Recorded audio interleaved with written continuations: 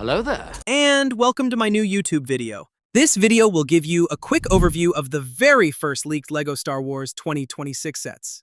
The information comes from Jedi Bricks, so feel free to check him out. Quick disclaimer, these are not official sets, and not even confirmed leaks, just early indications, so take everything with a grain of salt. That said, they do give us a first idea of what could be coming next year.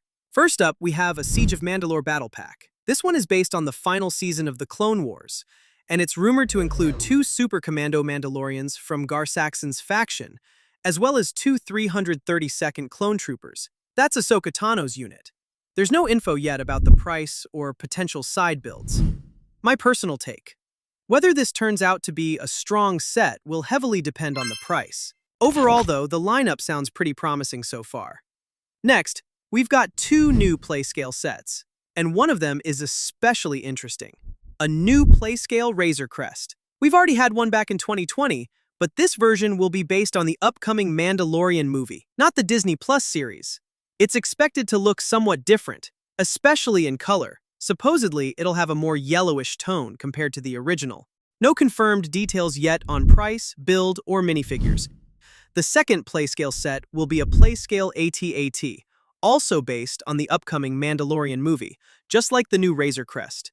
The AT-AT was already spotted in an early leaked trailer, and this set will most likely recreate that version. Sadly, we don't have more details yet. No confirmed minifigures or pricing, but I'd expect Mando and Grogu to be included, since it's based on the movie. In terms of size and price, it'll probably fall in a similar range as the Razor Crest, but we'll have to wait for more concrete info as leaks continue to roll in.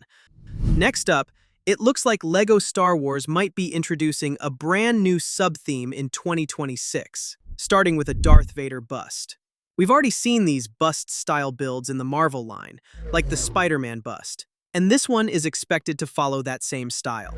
The set will include over 1,000 pieces, likely with no minifigures, but it will come with a nameplate on the base, similar to UCS plaques.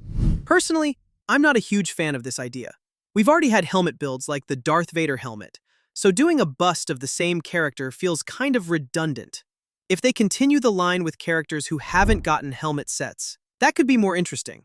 Second to last, we have a Midi-Scale set, a Midi-Scale Venator. There's no info yet on price or part count, but based on previous Midi-Scale sets, it definitely won't include minifigures. To be honest, this whole Midi line hasn't impressed me so far. The price-to-value ratio feels weak, and aside from the Millennium Falcon, I don't see myself picking any of them up. But for fans of the scale or collectors of these ships, it's probably a decent addition. Nothing more, nothing less. Finally, we've got one last banger to close out the list, a Cobb Vanth versus Cad Bane Bounty Hunter duel set. This one's based on Chapter 6 of the Book of Boba Fett and will include Cobb Vanth, Cad Bane, and one additional unnamed character, though we don't know yet who that'll be. No info yet on price, piece count, or side builds either.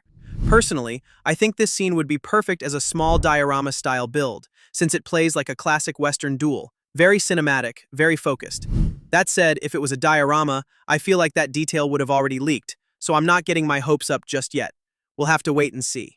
Either way, I'm genuinely hyped for this one. Cad Bane has always been one of my favorite characters in all of Star Wars, so any set with him in it is a win in my book. Please leave a like and subscribe to this channel if you like this video. May the bricks be with you.